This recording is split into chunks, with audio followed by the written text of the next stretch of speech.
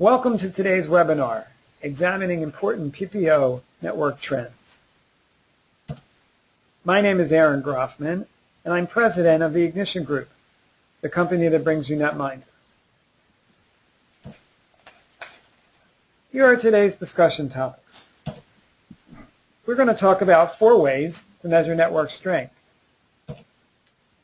We're going to touch on what I call the PPO arms race. We'll identify who and what we're counting when it comes to network size. Important growth factors in growing your PPO network. Have we reached saturation? Is the PPO market, or is there more room for growth in the PPO network market? And finally, is it time to reevaluate our approach?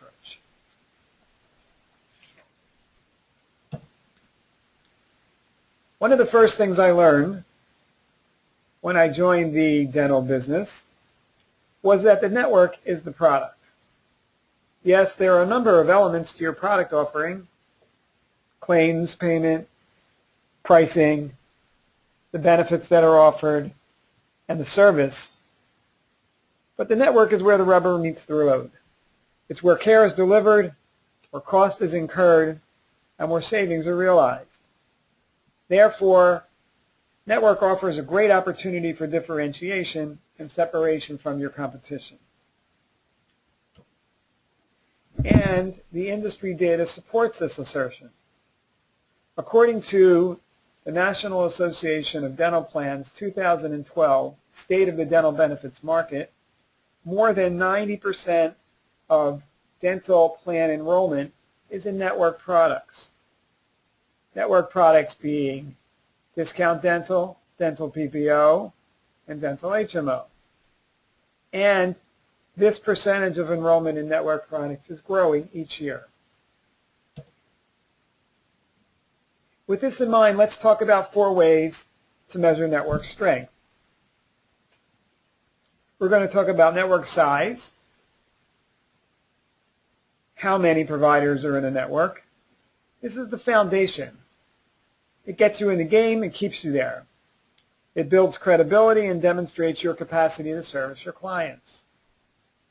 Next up on this pyramid, and the pyramid from bottom to top, bottom being the basics, top being the most important or most valuable ways to measure your network strength. Next up on the list is accessibility.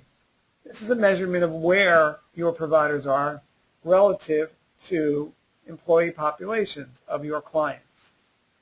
It's a measure of convenience. It builds even more credibility. Next up on the pyramid is overlap and disruption. This gets to the understanding of which providers are in your network. How ready are you to service the business? And finally, at the top, we'll talk briefly about repricing. This method identifies the most valuable providers, the ones that will deliver the most savings to your clients. First, we'll discuss network size. When I look at the numbers relative to dental PPO networks, it reminds me of a Cold War era arms race. Who can get the most? Who can grow the fastest? Whose arsenal? Whose weapons? Whose army was the largest? More and more and more. Let's look at this chart. This chart shows Cold War counts of U.S. and Soviet nuclear warheads. They were in the accumulation game back then. More and more weapons, more and more warheads. Even though we all knew that a few of the right weapons would probably end the discussion forever. Now, let's take a look at the trend for the top 3 dental PPO networks over the last 5 years. It has a similar slope, doesn't it? It's all about growth. The larger the network, the better. Size matters. We're going to dig into network size a little more deeply now. But first I want to talk about who we're counting and what we're counting. Who are we counting? we are going to look at the size trends of the 15 largest national dental PPO networks. We're going to look at data as of first quarter of 2013. We're going to examine true PPOs, not managed indemnity plans or PAR networks. And when I refer to a network, I'm talking about a combination of a payer and a plan. Let's say First American is a payer and they have two plans, Gold and Bronze. Well, the First American Gold is a network and the First American Bronze is a network in our study. And the source of the data is Netminder. That was who we're counting. Now let's talk about what we're counting. This gets a little bit more tricky. We count three ways, or the industry counts three ways. Each has its merits. First, we can count locations. These are unique practices, or addresses, or doorbells. Next, we can count unique dentists. These are individual providers, or belly buttons. Finally, we can count access points, which is the intersection of dentists and locations. For example, Dr. Jones at 123 Main Street is one dentist at one location and one access point. Dr. Jones, if Dr. Jones had 3 practices, Dr. Jones would be 3 access points. This is the way a provider directory usually works. It's the largest measure of a dental PPO network. In my travels, access points used to be the most common way that network size was counted. However, over the last couple of years, there has been a trend to count individual or unique dentists more often, moving away from access points and into unique providers. Okay, now that we know who we're counting and what we're counting, let's look at the trends. We're going to look at the last 5 years for the average of the top 15 dental PPOs. We took the top 15 dental PPOs, national dental PPOs in terms of size, and we averaged them all out to get the typical or the average national PPO network. And here's what we found. Over the last 5 years, the number of locations in the average national PPO network have grown from 46,000 locations to 65,000 locations. The average number of dentists in the top 15 PPO networks has grown a little bit faster. Grew from 54,000 dentists to 82,000 dentists in 2013. And finally, the number of access points has grown even faster. From 100,000 back in 2009 to 200,000 in 2013. So if the number of locations and the number of dentists in the average top 15 PPO networks is growing at a reasonable pace, why are access points growing so much faster? Let's look at this trend line and you can see the number of locations listed for each dentist is growing. We started out in 2009 with each dentist being listed at 1.86 locations in a typical top 15 PPO network directory. That has grown from 1.86 to 2.43 in the last 5 years. That's almost a half a location more, actually that's more than a half a location more for each dentist in the typical directory. So what's going on here? I just want to summarize these growth rates before we move on and look at things in more detail. Looking at the 5-year growth rates, locations grew 41%. Unique dentists grew 51%. And access points doubled, grew 98%. Access points are growing twice as fast as both locations and dentists in the average top 15 PPO network. So how confident are we in this access point measurement? Let's look at the numbers. We've already established that the typical or the average top 15 PPO network, dental PPO network, has 82,000 unique dentists in it. That translates into 2.4 listed locations per dentist.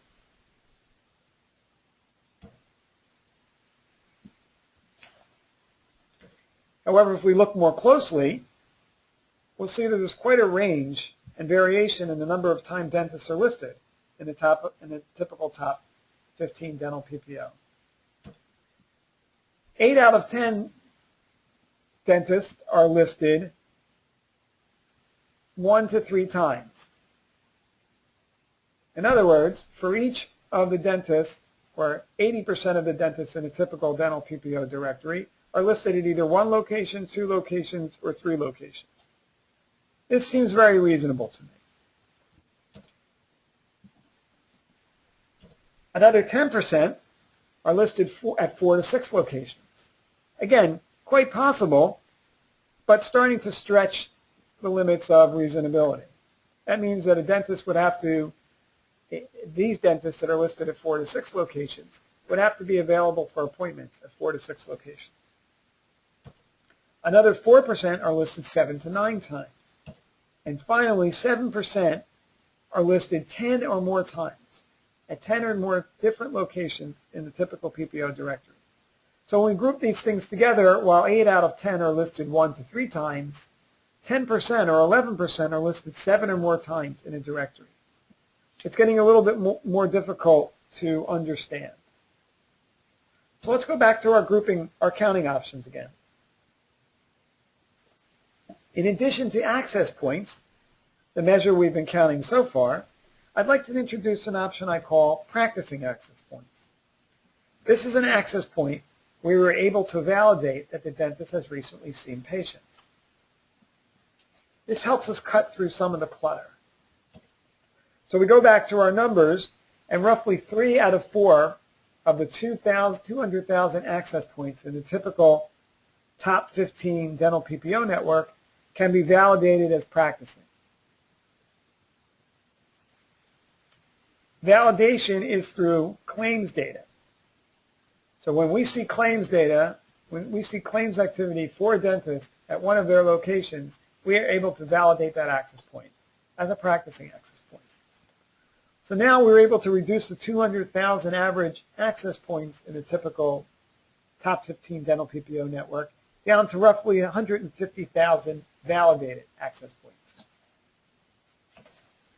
So let's go back to our 82,000 dentists again. When we look at practicing access points instead of total access points, we see that the average dentist is listed at 1.8 locations instead of 2.43. This is a much more reasonable number. Of course, the number of locations per dentist varies within the top 15 dental PPOs. When we look at all access points, the range is 2.1 locations per dentist at the bottom of the range to 2.9 locations per dentist at the top of the range. That's an almost 1 location difference between the most locations per dentist and the least locations per dentist in the top 15. This indicates to me a very different approach to provider directives. For practicing access points, the numbers are lower, the 1.8 average we saw before, 1.8 locations per dentist, and the range is smaller, 1.6 at the bottom and 2.2 locations per dentist at the top. So there's a much smaller variance when we use the practicing access point filter on total access points. Okay, so we're leaving the what we're counting and the trends. Now we're going to look at how networks grow. Again, a measurement of size over the last few years. Networks grow generally through 2 methods. The first method, organic growth, is where the PPO contracts directly with providers themselves. Typical methods of direct contracting or sourcing new contracts are mail, phone, fax, and personal visits. While this growth is slower, the benefits are clear. The PPO has more control over the contract and the fees. All of the discounts that are negotiated flow through to the network instead of having to share them with a partner. Another way to grow is through partnerships, or leases, or reciprocal arrangements. The benefits here are also clear. Growth is much faster. You're adding providers to your network in clumps, in groups, in large numbers, and you add them all at one time.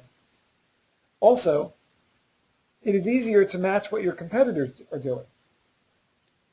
If you want to have a network that looks like your competitors, then leasing from the same network partners is a way to do that. And we're going to talk about what it looks like to, or why it's important to look more like your competitor's network than ever before. So, as a result of more organic growth and partnering with lease options or lease networks, we see that more networks are partnering than ever before, and dentists are joining more and more networks. Of the top 15 dental PPO networks, we see that only 2 of the top 15 have 0 lease partners. 13 of the top 15 dental PPO networks have at least 1 partner. We'll drill down on this a little more, and we'll see that of those that are partnering,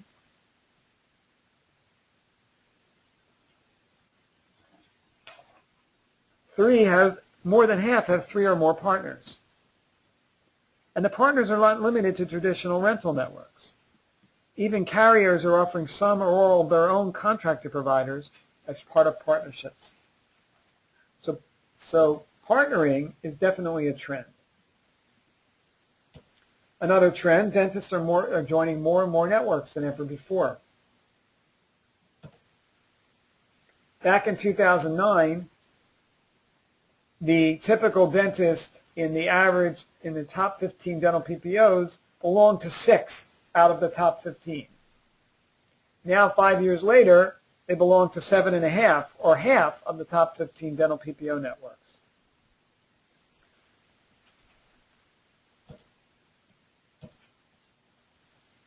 The number of networks, let's look at it another way.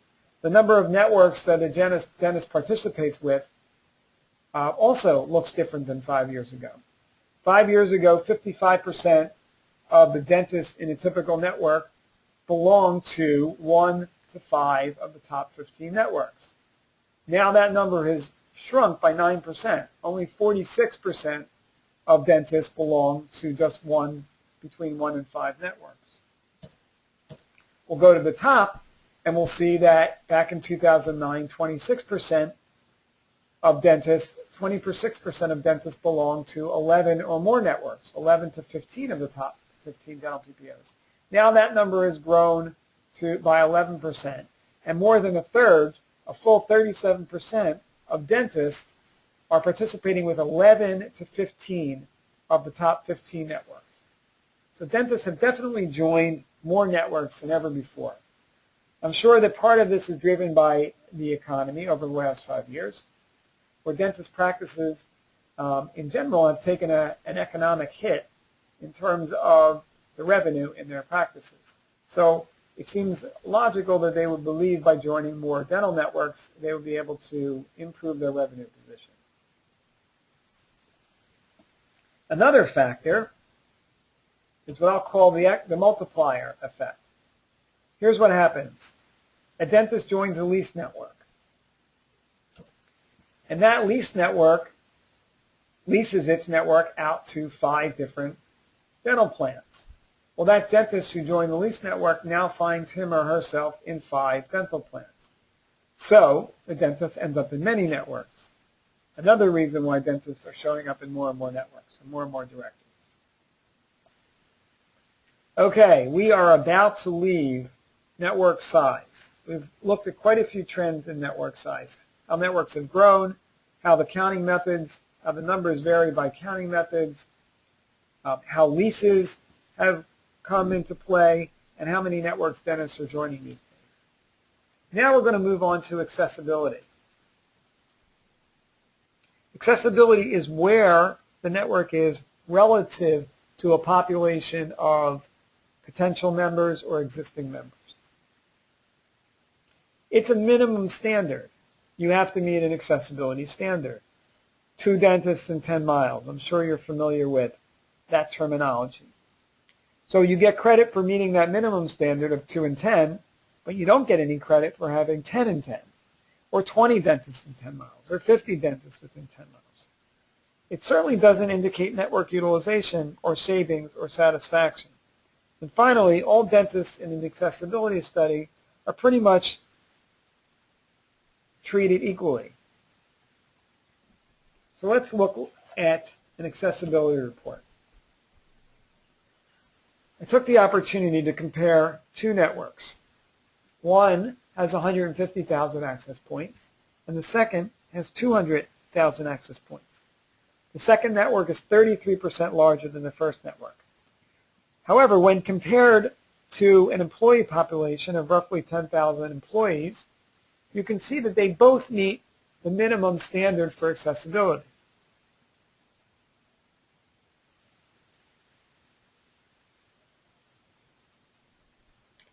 There's no credit for exceeding this minimum standard, and all dentists are treated the same. When you look at the choice presented by the network, it's also the same story.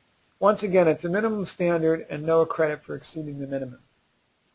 So I'm going to quickly leave accessibility and go up our pyramid one more step and talk about overlap and disruption. Now we're finally starting to look at which dentists are in the network.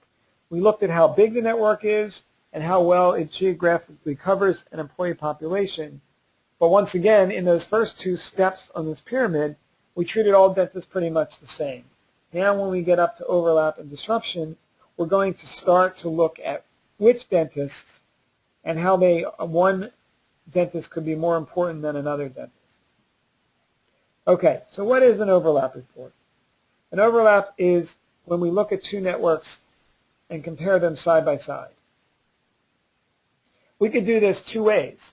We can do it proactively, and we can understand the overlap between networks A, B, C, and D. Or we can do it reactively with a tool that's called a disruption report. A disruption report takes a set of claims from an employer and the most utilized dentists and asks a new potential dental plan to say how many of those dentists are in their network, so that if they decide to switch dental plans, as few as possible employees will be disrupted or will have to change dentists. So I could be proactive, and I can look at the overlap I have with multiple competitors at the same time, and the more I improve my overlap, the better. We'll get to that in a second. Or I can be reactive and wait for a case to go out to bid, look at this disruption, and scramble and try and minimize that disruption so I can win the business. So why is overlap important? Well, the dental market is relatively flat. You can see from the National Association of Dental Plans 2012 State of the Dental Benefits Market Study that roughly between 54 and 57% of the population had dental benefits. Over the last 10 years, that number has been fairly constant. So what does a flat market mean? That means if a dental plan wants to grow, wants to get more members, they have to take away business from their competition. Take away business fuels growth. And if you want to take away business from your competition, and the network is a very important factor in winning business, then you have to overlap as much as you can with your competitor's network so that you'll be able to maximize savings and minimize disruption. I'll say that one more time. To take away business from your competitors, you need to have a high overlap rate with their network so that you will minimize disruption and maximize savings to win business. So hopefully I'll establish that overlap is important, yet we'll find that no 2 networks, I heard a long time ago that all the networks are the same. Every network is the same. Well, that's not the case. When you look at overlap more carefully, we'll see that networks don't look the same. So let's look at two similarly sized networks. First, we'll look at a network we'll call Network A, which has 206,000 access points. That's pretty much in the middle of the pack for the top 15 PPO networks that we've been analyzing all along. We're going to compare that to the average of the top 15 dental PPO networks, which has roughly 200,000 access points. So I'm taking a typical network and I'm comparing it to the average network. And here's what we find. There's roughly 57% overlap in terms of access points between the typical middle-of-the-pack network and the average. I would have thought that would have been higher. After all these years of network growth, I would have thought the overlap between a typical network and the average network would have been higher. But it's not. So that tells me that there would be, between these two networks, there would be a significant amount of disruption if Network A tried to take over a piece of business from the average typical top 15 PPO. I'll switch the counting method to unique providers, or belly buttons, and we'll run the same analysis. Network A has 82,000 unique dentists, and the average of the top 15 dental PPOs has 82,000 unique dentists. And they overlap 78%. Better, less disruption, but certainly no one would call these two networks the same. When we look at the spread or the range among the top 15 networks, top 15 dental PPO networks, we'll see that the overlap between the network and the average of the top 15, any given PPO in those top 15 compared to the average of the top 15, we see that they overlap anywhere between 39% at the low end and 68% at the high end, with an average of a 57% overlap. When we look at unique providers, we see that the overlap ranges from 53% at the bottom to 88% at the top.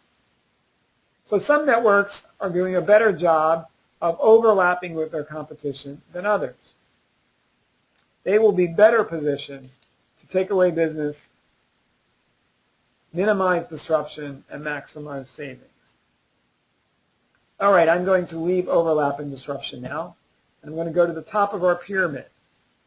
One of the best tools to measure network strength, but also one of the most difficult to perform, is what's known as a repricing study. What happens here is that the prospect, that the carrier, the dental PPO plan, will take the prospect's claims, current claim, detailed claims by procedure code and by frequency by procedure code, and bumps them up against their own network and their own discounts to see what savings they would be able to deliver. So they take the claims, the last year's claims from the prospect, and they reprice it, or they run it through their own claim system and their own network to see what savings would result. Now this measurement takes into consideration the size of the network, how many providers, the accessibility of the network, where those providers are, the overlap between the networks, or which ones, and it adds a how much variable, how much will be saved to the picture. It's a great way to demonstrate your network strength.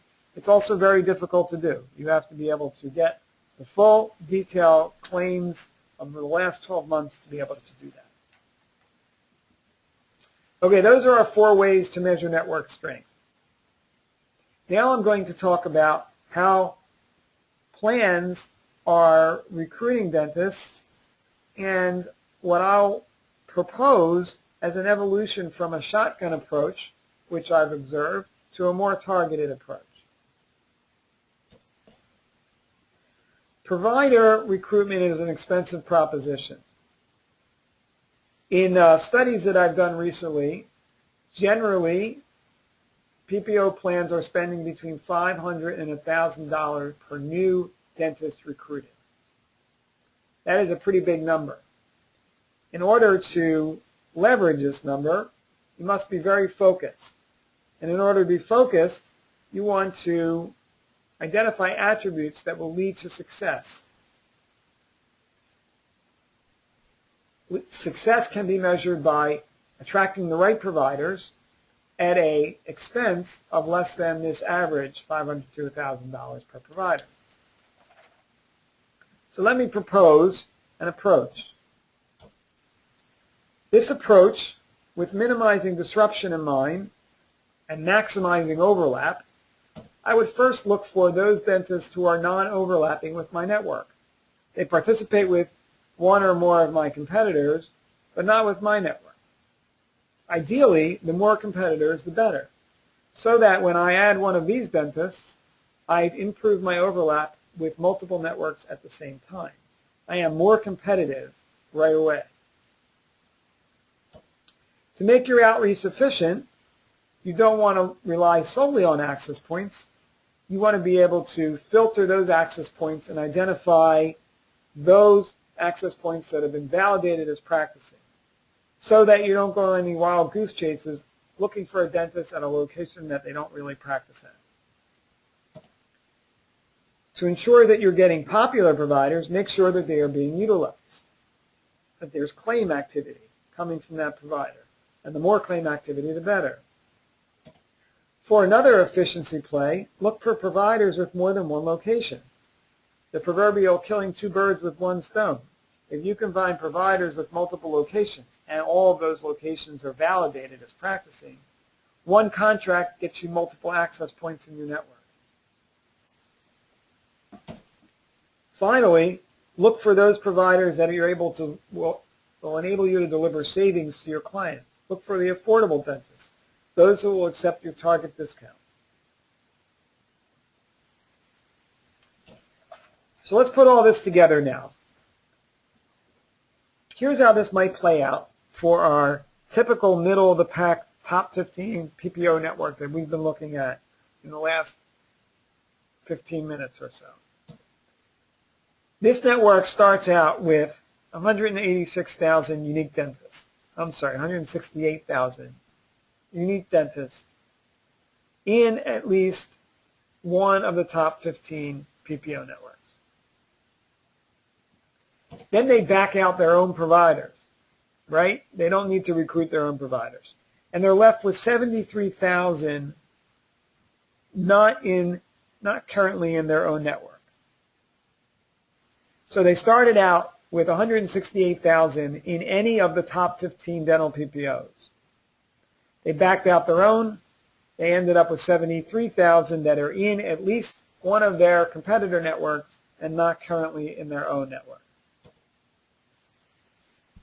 Now, to maximize the overlap equation, right, you want to be able to add dentists to your network that are in multiple competitors at the same time. Therefore, you improve your competitive positioning with more than one competitor. Remember, a disruption report, you're improving your positioning with one competitor at a time. Recruiting to overlap with multiple competitors, you're improving your competitive position against multiple competitors at the same time. So I would say, let's target any provider that's in 5 or more of my competitors and put them on the target recruitment list. So I go from 73,000 providers that are prospects down to 22,000 that are prospects that are participating with 5 or more of my competitors. Then we'll overlay that with our practicing flag to make sure that there is actually claim activity coming from that provider at the locations they're listed at. Our number goes down to 16,000. Let's look at some claim activity, and we see that if we put a filter on $50,000 in claims or more, we reduce that number down to 5,000 providers. Remember, we want providers that are not only validated as practicing, but are popular. They're being utilized. Then another efficiency play is to say, okay, let's look at my 5,544 providers and say which have 2 or more locations. Because if I can recruit those with multiple locations, I get a bigger bang for my buck.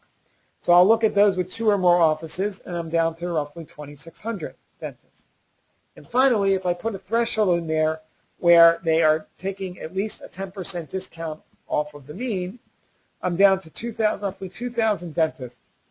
So following a targeted approach looking for those dentists who will improve my network the most. They will improve my overlap, they will be popular, they have multiple locations, and they're in my target discount range.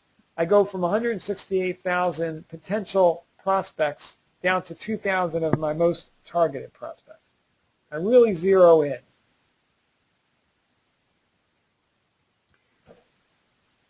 All right, as I wrap up, I'm wondering if it's time to reevaluate our approach entirely.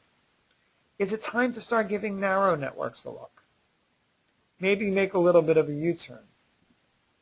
It's been all about growth over the last 5 years, and with healthcare reform and lower price points, we might want to consider narrower networks. Narrower networks being smaller and the more affordable dentist versus larger and more dentists maybe at not advantageous discounts.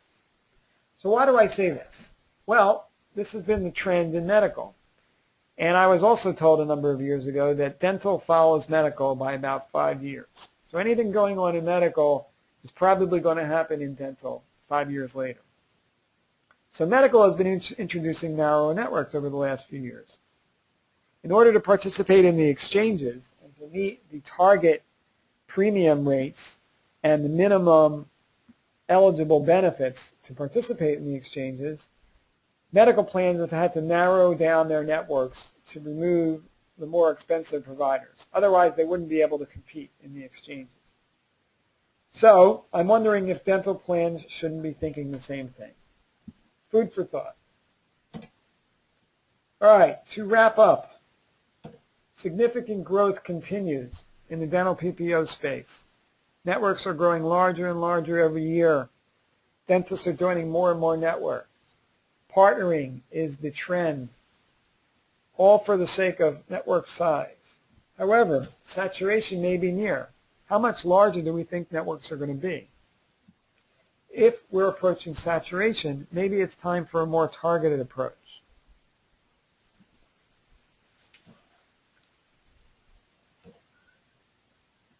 Just a reminder, Netminder is a source for competitive information on provider networks. We're servicing over 40 dental and vision plans, representing more than 3,500 users who are running more than 70,000 network comparison reports annually. In short, Netminder is the industry standard for dental and vision network data. I thank you for your time today. We are recording this session, and it will be available for download. Look out for an email with the download instructions. Thank you and have a wonderful day.